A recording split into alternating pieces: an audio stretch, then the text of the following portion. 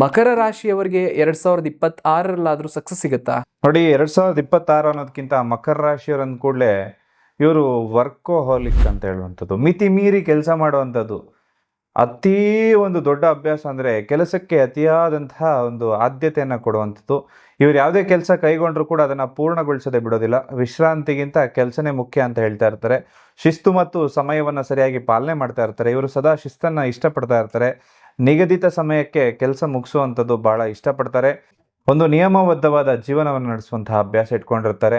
ಇವರಲ್ಲಿ ಅದೇ ಹೆಚ್ಚಾಗಿರುತ್ತೆ. ಆ ಶಿಸ್ತನ್ನು ಇವರು ಸಹಿಸೋದಿಲ್ಲ.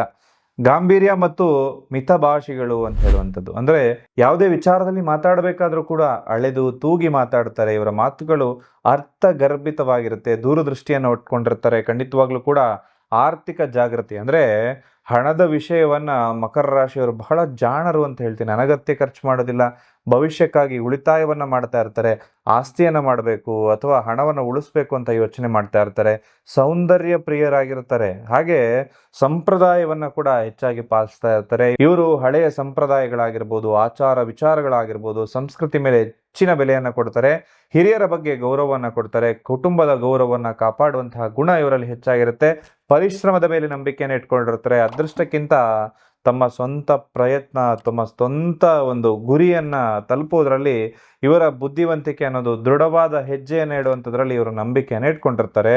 ಈ ಒಂದು ಮಕರ ರಾಶಿಯವರು ಕೆಲಸಕ್ಕೆ ಎಷ್ಟು ಪ್ರಾಧಾನ್ಯತೆಯನ್ನು ಕೊಡ್ತಾರಲ್ಲ, ಅಷ್ಟೇ ಒಂದು ಕೆಲಸದ ಬಿಟ್ಟು ನಿಮ್ಮ ಕುಟುಂಬದ ಕಡೆ ಕೂಡ ಗಮನವನ್ನು ವಹಿಸಿ ಅಂತ ಒಂದು ಸಲಹೆಯನ್ನು ಕೊಡ್ತೇನೆ.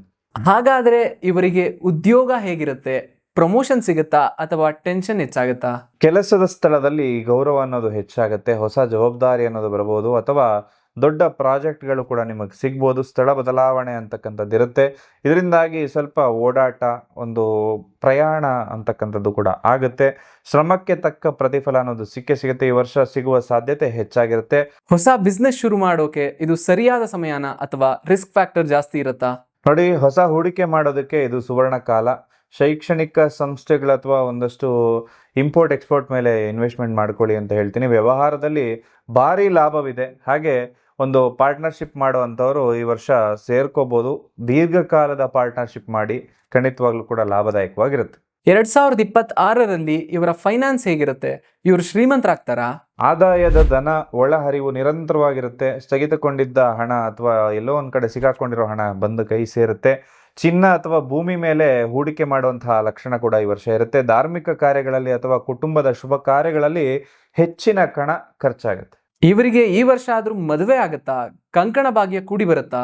ಅವಿವಾಹಿತರು ವಿಡಿಯೋ ನೋಡ್ತಾ ಇರೋಂಥವ್ರಿಗೆ ಕಂಗ್ರ್ಯಾಚುಲೇಷನ್ಸ್ ಅಂತ ಹೇಳ್ತೀನಿ. ಈ ವರ್ಷ ಖಂಡಿತವಾಗ್ಲೂ ಕೂಡ ಮದುವೆ ಆಗುತ್ತೆ. ಗುರುಬಲ ಇರೋದ್ರಿಂದ ವರ್ಷದ ದ್ವಿತೀಯಾರ್ಧದಲ್ಲಿ ಮದುವೆ ನಿಶ್ಚಯ ಆಗುತ್ತೆ. ಮದುವೆ ಬೇಡ ಅಂತ ಕೂತಿರೋನು ಕೂಡ ಎಲ್ಲೋ ಒಂದು ಕಡೆ ಮದುವೆ ಆಗ್ಬಿಡುತ್ತೆ ಅವನಿಗೆ. ಒಂದು ಮದುವೆ ಆಗಿರುವಂಥವ್ರು ವಿಡಿಯೋ ನೋಡ್ತಾ ಇದ್ರೆ ಸ್ವಲ್ಪ ಗಲಾಟೆ, ಕಿರಿಕಿರಿ ಈ ಥರದ್ದು ನಿಮ್ಮ ಜೀವನದಲ್ಲಿತ್ತು ಅಂದರೆ ಸ್ವಲ್ಪ ಒಂದು ಸಂತಾನ ಫಲದಿಂದ ಶುಭ ಸುದ್ದಿ ಬರುತ್ತೆ. ಜೀವನದಲ್ಲಿ ಒಂದು ಶುಭ ಸಮಾಚಾರ ಕೂಡ ಈ ವರ್ಷ ಬರುತ್ತೆ. ಲವ್ ಲೈಫ್ ಹೇಗಿರುತ್ತೆ? ಈ ವರ್ಷ ಆದ್ರೂ ಎಲ್ಲ ಚೆನ್ನಾಗಾಗುತ್ತಾ ಅಥವಾ ಬ್ರೇಕಪ್ ಆಗೋ ಚಾನ್ಸಸ್ ಇರುತ್ತಾ? ಪ್ರೇಮಿಗಳಿಗೆ ಈ ವರ್ಷ ಅತ್ಯಂತ ಮಧುರವಾಗಿರ್ತಕ್ಕಂಥ ವರ್ಷ ಆಗಿರುತ್ತೆ. ನಿಮ್ಮ ಸಂಬಂಧಕ್ಕೆ ಮನೆಯವರ ಒಪ್ಪಿಗೆ ಅನ್ನೋದು ಸಿಗುತ್ತೆ.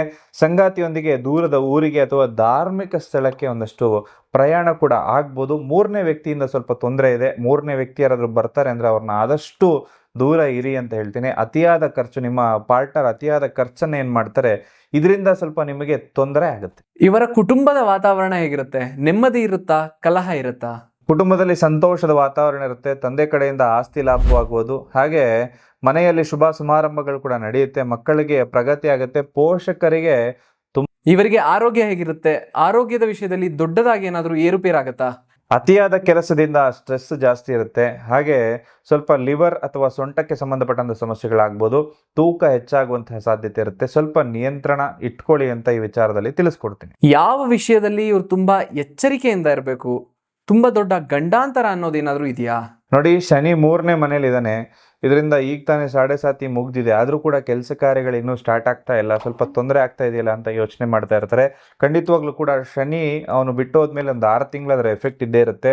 ಈಗ 2026ರಲ್ಲಿ ಧನುಸು ರಾಶಿಯವರಿಗೆ ಯಾವ ಥರ ಚೇತರಿಸ್ಕೊಂಡಿದ್ರೋ ಇದೇ ಒಂದು ಮಕರ ರಾಶಿಯವರಿಗೆ ಒಳ್ಳೆ ಟೈಮ್ ಈಗ ತಾನೇ ಬಂದಿದೆ ಅಂತ ಹೇಳ್ತೀನಿ. ನಿಮ್ಮ ದಶಾಭುಕ್ತಿ ಯಾವ್ದು ನಡೀತಾ ಇದೆ ಅಂತ ನೋಡಿಕೊಂಡು ಅದಕ್ಕೆ ಅನುಗುಣವಾಗಿರೋ ಪರಿಹಾರನ ಮಾಡ್ಕೊಳ್ಳಿ, ಖಂಡಿತವಾಗ್ಲೂ ಶುಭವಾಗುತ್ತೆ. ಗುರುಜಿ, ನೀವು ಬಂದ ಕೂಡಲೇ ನನಗೆ ಈ ಕ್ರಿಸ್ಟಲ್ಸ್ ಹಾಕ್ಸಿದ್ರಿ. ಈ ಕ್ರಿಸ್ಟಲ್ಸ್ ಬಗ್ಗೆ ಸ್ವಲ್ಪ ಮಾಹಿತಿ ತಿಳಿಸ್ತೀರಾ? ಈ ಕ್ರಿಸ್ಟಲ್ಸ್ ಹಾಕೋದ್ರಿಂದ ನಿಜವಾಗ್ಲೂ ಮನುಷ್ಯನ ಹಣೆ ಬರಹ ಏನಾದ್ರೂ ಚೇಂಜ್ ಆಗುತ್ತಾ? ಈ ಕ್ರಿಸ್ಟಲ್ಸ್ ಹಾಕೊಂಡ್ರೆ ಆ ವ್ಯಕ್ತಿ ಕಷ್ಟನೇ ಬರೋದಿಲ್ವಾ? ಇದು ವಿಜ್ಞಾನನ ಅಥವಾ ಬರೀ ನಂಬಿಕೆನೋ? ಇವತ್ತಿನ ಟ್ರೆಂಡ್ ಅಲ್ಲಿ ತುಂಬಾ ಜನ ಈ ಕ್ರಿಸ್ಟಲ್ಸ್ ನ ಹಾಕೊಂಡಿರ್ತಾರೆ. ಇದು ಬರೀ ಸ್ಟೈಲ್ಗೋಸ್ಕರನಾ ಅಥವಾ ಇದರಿಂದ ಏನಾದ್ರೂ ಉಪಯೋಗಗಳು ನಿಜವಾಗ್ಲೂ ಇದೆಯಾ? ನೋಡಿ, ಒಬ್ಬ ವ್ಯಕ್ತಿಯ ಹಣೆ ಬರಹವನ್ನ ಬದಲಾಯಿಸೋದಕ್ಕೆ ಯಾರಿಂದನೂ ಕೂಡ ಸಾಧ್ಯ ಇಲ್ಲ. ಈ ಮಾತನ್ನ ಮೊದಲಿಗೆ ನಾನು ಹೇಳೋದಕ್ಕೆ ಇಷ್ಟಪಡ್ತೇನೆ. ಅದರಲ್ಲಿ ಅವನ ಕರ್ಮಫಲಗಳಲ್ಲಿ ಅವನೇನೇನನ್ನು ಅನುಭವಿಸ್ಬೇಕು ಅದನ್ನು ಅನುಭವಿಸ್ಲೇಬೇಕು.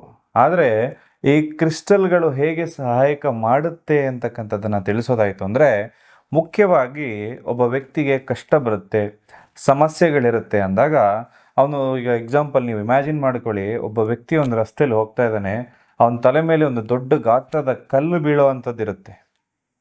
ಈ ಜ್ಯೋತಿಷ್ಯವನ್ನು ಸರಿಯಾದ ರೀತಿಯಲ್ಲಿ ಉಪಯೋಗಿಸ್ಕೊಂಡ್ರೆ ಆ ಕಲ್ಲು ಬೀಳೋದು ತಪ್ಪಿಸೋದಕ್ಕೆ ಸಾಧ್ಯ ಇಲ್ಲ. ಆದರೆ ಆ ಕಲ್ಲು ಪುಡಿ ಪುಡಿಯಾಗಿ ಸಣ್ಣ ಮಟ್ಟಿಗೆ ಅದರ ಪ್ರಭಾವವನ್ನು ಕಮ್ಮಿ ಮಾಡಿಕೊಂಡು, ಈಗ ಒಂದೇ ಸರಿ ದೊಡ್ಡ ಕಲ್ಲು ಬಿತ್ತು ಅಂದರೆ ದೊಡ್ಡ ಸಮಸ್ಯೆ ಆಗುತ್ತೆ. ಅದರ ಬದಲಾಗಿ ಸಣ್ಣ ಪುಟ್ಟ ಕಲ್ಲುಗಳು ಬಿಟ್ಕೊಂಡು ಒಂದು ಸಣ್ಣ ಪುಟ್ಟ ಗಾಯದಲ್ಲಿ ಎಸ್ಕೇಪ್ ಆಗ್ಬೋದು ಒಬ್ಬ ವ್ಯಕ್ತಿ, ಅವನ ಜೀವಕ್ಕೇನು ತೊಂದರೆ ಆಗೋದಿಲ್ಲ. ಅದೇ ರೀತಿಯಾಗಿ ಈ ಕ್ರಿಸ್ಟಲ್ಗಳ ಬಗ್ಗೆ ಹೇಳಬೇಕಂದ್ರೆ, ಈ ಒಂದು ಪ್ರಪಂಚ ಯಾವತ್ತು ಸೃಷ್ಟಿಯಾಯಿತೋ ಆಗಿನ ಕಾಲದಿಂದನೂ ಕೂಡ ಇದು ಭೂಮಿಯ ಒಳಗಡೆ ಇರುವಂತಹ ವಸ್ತುಗಳಾಗಿರುತ್ತೆ. ಈ ಪ್ರಪಂಚದಲ್ಲಿರುವ ಪ್ರತಿಯೊಂದು ವಸ್ತುವು ಕೂಡ ಒಂದು ವಿಶೇಷವಾದ ಫ್ರೀಕ್ವೆನ್ಸಿ ಅನ್ನೋದಿರುತ್ತೆ. ಅಂದರೆ ಅದೊಂದು ಎನರ್ಜಿಯನ್ನು ಕಂಟೈನ್ ಮಾಡುತ್ತೆ. ಈಗ ನಾವು ಒಂದು ರಾಶಿಯಲ್ಲಿ ಹುಟ್ಟಬೇಕು ಅಂದರೆ ಅದು ನಮ್ಮ ಪೂರ್ವ ಜನ್ಮದ ಕರ್ಮಾನುಸಾರವಾಗಿ ಬರುವಂಥದ್ದು. ಹಾಗಾಗಿ ಈ ಒಂದು ರಾಶ್ಯಾಧಿಪತಿ ಜೊತೆಗೆ ನಾವು ಯಾವುದೇ ಒಂದು ಕೆಲಸ ಮಾಡಬೇಕು ಅಂದ್ಕೊಂಡಾಗ ಒಂದು 90% ಕೆಲಸ ಆಗುತ್ತೆ. ಆದರೆ ಲಾಸ್ಟ್ ಮೂಮೆಂಟ್ ಬಂದು ಕೆಲಸ ಹಾಳಾಗ್ಬಿಡುತ್ತೆ. ಅಥವಾ ಇನ್ನೊಬ್ಬ ನನ್ನ ಮೇಲೆ ಕೆಟ್ಟ ದೃಷ್ಟಿಯನ್ನು ಇಟ್ಟು ಕೆಟ್ಟದಾಗಬೇಕು ಅಂತ ಹೇಳಿ ಬಯಸಿ ನನಗೆ ತೊಂದರೆ ಆಗೋ ಥರ ಎಲ್ಲ ಮಾಡ್ತಾರೆ. ಇದ್ರ ಜೊತೆ ಇನ್ನೊಂದು ಸಮಸ್ಯೆ ಏನು ಅಂದರೆ, ಒಂದು ಪ್ರಾಬ್ಲಮ್ ಮುಗೀತಪ್ಪ, ನೆಮ್ಮದಿಯಾಗಿ ನಾನು ಕುತ್ಕೊಬಿಡೋಣ ಇನ್ನು ಅಂತ ಅಂದ್ಕೊಂಡ್ರೆ ಇನ್ನೊಂದು ಪ್ರಾಬ್ಲಮ್ ರೆಡಿ, ಅದು ಸಾಲ್ವ್ ಆಯಿತಾ, ಮತ್ತೊಂದು ಪ್ರಾಬ್ಲಮ್ ರೆಡಿ. ಇದೆಲ್ಲ ಆಗೋದಕ್ಕೆ ಕಾರಣ ಮುಖ್ಯವಾಗಿ ನಮ್ಮ ಗುರುಗ್ರಹ ಏನಿರುತ್ತೆ ಅದು ಸ್ಟ್ರಾಂಗ್ ಆಗಿ ಇಲ್ಲದೆ ಇರೋವಂಥದ್ದು, ಅಂದರೆ ಗುರು ಬಲ ಇಲ್ಲದೆ ಇರುವಂಥದ್ದು. ಎರಡನೇದು ನಮ್ಮ ರಾಶಿಯಾಧಿಪತಿ, ರಾಶಿಗೆ ಒಬ್ಬ ಅಧಿಪತಿ ಅಂತ ಇರ್ತಾನೆ, ಅವನು ಬಾಧಕ ಸ್ಥಾನದಲ್ಲಿ ವೀಕಾಗಿ ಕೂತಾಗ ಈ ರೀತಿ ಸಮಸ್ಯೆಗಳು. ಎಕ್ಸಾಂಪಲ್ಗೆ EMI ಅಂತ ಹೇಳಿ ಯಾವುದೋ ಒಂದು ಬಂಡ ಧೈರ್ಯದಲ್ಲಿ ಹಾಕ್ಸ್ಕೊಂಡಿರ್ತೀವಿ, ಬಟ್ EMI ಕಟ್ಟೋದಕ್ಕೆ ಪ್ರತಿ ತಿಂಗಳು ಒದ್ದಾಡ್ತಾ ಇರ್ತೀವಿ. ಒಂದು ತಪ್ಪರೆ ಒಂದು ಆರೋಗ್ಯ ಸಮಸ್ಯೆ, ದೃಷ್ಟಿ ದೋಷಗಳಾಗ್ತಾ ಇರುತ್ತೆ. ಒಂದು ಮದುವೆ ಆಗಿರುತ್ತೆ, ಆದರೂ ಕೂಡ ಮದುವೆ ಸಂಸಾರದಲ್ಲಿ ಸುಖ ಅನ್ನೋದಿರೋದಿಲ್ಲ. ಇದೆಲ್ಲದೂ ಕೂಡ ಈ ಕ್ರಿಸ್ಟಲ್ಸ್ ನಮ್ಮ ಚಕ್ರಗಳನ್ನು ಬ್ಯಾಲೆನ್ಸ್ ಮಾಡುತ್ತೆ. ಜೊತೆಗೆ ನಮ್ಮ ಗ್ರಹಗತಿಗಳು, ಒಂದು ಗುರುಗ್ರಹ ಪ್ಲಸ್ ರಾಶ್ಯಾಧಿಪತಿಯನ್ನು ಆಕ್ಟಿವೇಟ್ ಮಾಡೋದ್ರಿಂದ ಈ ಸಮಸ್ಯೆಗಳು ಬಹುತೇಕ ಕಮ್ಮಿ ಆಗುತ್ತೆ. ಇದನ್ನು ಹಾಗೆ ಹಾಕ್ಕೊಳ್ಳೋದಲ್ಲ, ಇದನ್ನು ನಿಮ್ಮ ಹೆಸರಲ್ಲಿ ಪ್ರಾಣ ಪ್ರತಿಷ್ಠಾಪನೆ ಮಾಡ್ಕೋಬೇಕು, ನಿಮ್ಮ ಮನೆ ದೇವರ ಹೆಸರಲ್ಲಿ ಪ್ರಾಣ ಪ್ರತಿಷ್ಠಾಪನೆ ಮಾಡ್ಕೋಬೇಕು, ಇದನ್ನು ಆಗಾಗ ಎನರ್ಜೈಸ್ ಮಾಡ್ಕೊಳ್ಬೇಕು. ಎಲ್ಲದರ ಮಾಹಿತಿಯನ್ನು ಕೂಡ ಈ ಕ್ರಿಸ್ಟಲ್ ತಗೊಳ್ಳೋವಂಥವ್ರಿಗೆ ನಾವು ಖಂಡಿತವಾಗ್ಲೂ ಕೊಡ್ತಾ ಇರ್ತೀವಿ. ಅದನ್ನು ಹಾಕ್ಕೊಂಡು ತುಂಬ ಜನ ಅವ್ರ ಜೀವನದಲ್ಲಿ ಬರಬಹುದಾದ ಕಷ್ಟಗಳು ಅಥವಾ ಬಂದಿರುವಂತಹ ಕಷ್ಟಗಳನ್ನು ಈಸಿಯಾಗಿ ದಾಟ್ಕೊಂಡು ಹೋಗಿದ್ದಾರೆ, ಪಾರಾಗಿದ್ದಾರೆ. ಯಾಕಂದರೆ ಇದನ್ನು ಒಂದು 100 ಜನಕ್ಕೆ ನಾವು ಕೊಟ್ಟು ಅವರ ರಿವ್ಯೂ ತಗೊಂಡ ಮೇಲೇ ನಾವು ಇದನ್ನು ಒಂದು ಜನಕ್ಕೆ ಹಾಕ್ಕೊಳ್ಳಿ ಅಂತ ಹೇಳಿ ರೆಕಮೆಂಡ್ ಮಾಡೋದು ಬಿಟ್ಟರೆ, ಅವರ ರಿವ್ಯೂವನ್ನು ತಗೊಂಡ ನಂತರದಲ್ಲೇ ನಾವು ಇದನ್ನು ಜನಕ್ಕೆ ಹಾಕಿಸ್ತಾ ಇರ್ತೀವಿ. ಜೊತೆಗೆ ಗಮನಿಸ್ಕೋಬೇಕಾಗಿರೋ ವಿಚಾರ ಏನಂದರೆ, ಇದಕ್ಕೆ ಯಾವುದೇ ರೀತಿ ಅಂಟಾಗಲಿ ಮುಟ್ಟಾಗಲಿ ಇರೋದಿಲ್ಲ. ಜೊತೆಗೆ ನೀವು ಒಂದು ಯಾವುದೇ ಒಂದು ಆಹಾರ ಪದ್ಧತಿಯನ್ನು ಇಟ್ಕೊಂಡಿದ್ರು, ಮಾಂಸಾಹಾರ ಸ್ವೀಕಾರ ಕೂಡ ಈ ಒಂದು ಮಣಿಗಳನ್ನು ಧರಿಸ್ಕೊಂಡು ಮಾಡಿದ್ರು, ಅದರಿಂದ ನಿಮಗೆ ಏನೇ ನೆಗೆಟಿವ್ ಆಗೋದಿಲ್ಲ. ಹಾಗಾಗಿ ಪ್ರತಿಯೊಬ್ಬರು ಕೂಡ ಅದನ್ನು ಧರಿಸ್ಕೋಬೋದು. ಅದನ್ನು ಪ್ರಾಣ ಪ್ರತಿಷ್ಠಾಪನೆ ಮಾಡಿಸಿ ನಿಮ್ಮ ಹೆಸರಲ್ಲಿ ಧರಿಸ್ಕೊಳ್ಳೋದ್ರಿಂದ 10 ಪಟ್ಟು ಹೆಚ್ಚಿನ ಫಲಿತಾಂಶ ಈ ಮಣಿಗಳು 100% ಕೊಡುತ್ತೆ. ಇವರು ಮಾಡಬೇಕಾಗಿರೋ ಪರಿಹಾರಗಳೇನು ಅಂತ ಒಂಚೂರು ತಿಳಿಸ್ಕೊಡ್ತೀರಾ? ಆದಷ್ಟು ಆಂಜನೇಯ ಸ್ವಾಮಿ ಆರಾಧನೆಯನ್ನು ಮಾಡಿಕೊಳ್ಳಿ ಅಂತ ಹೇಳ್ತೀನಿ. ಹಾಗೆ ಸ್ವಲ್ಪ ಶಿವನ ದೇವಸ್ಥಾನಕ್ಕೆ ಹೋಗಿ ಆರಾಧನೆ, ಅರ್ಚನೆ, ಹೂವನ್ನು ಕೊಡಿ. ಬಿಲ್ವಪತ್ರೆಯನ್ನು ಆದಷ್ಟು ಶಿವನ ದೇವಸ್ಥಾನಕ್ಕೆ ಸೋಮವಾರ ದಿನ ಅರ್ಪಣೆಯನ್ನು ಮಾಡಿಕೊಳ್ಳಿ. ಹಾಗೆ ಬಡ ವಿದ್ಯಾರ್ಥಿಗಳಿಗೆ ಪುಸ್ತಕವನ್ನು ಸಹಾಯ ಮಾಡಿಕೊಳ್ಳಿ, ಅವರಿಗೆ ಪುಸ್ತಕವನ್ನು ದಾನವಾಗಿ ಕೊಡಿ. ಓಂ ಗುಂ ಗುರವೇ ನಮಃ ಅಂತಕ್ಕಂಥ ಮಂತ್ರವನ್ನು ದಿನನಿತ್ಯ 28 ಬಾರಿ ಜಪವನ್ನು ಮಾಡ್ಕೊಳ್ಳಿ. ಹನುಮಾನ್ ಚಾಲೀಸವನ್ನು ಹೇಳಬೇಕು. ಮಾನಸಿಕ ಧೈರ್ಯ ಅನ್ನೋದು ಇದರಿಂದ ಹೆಚ್ಚಾಗುತ್ತೆ. ಒಟ್ಟಾರೆಯಾಗಿ ಹೇಳೋದಾದ್ರೆ 2026 ಇವರಿಗೆ ಹೇಗಿರುತ್ತೆ?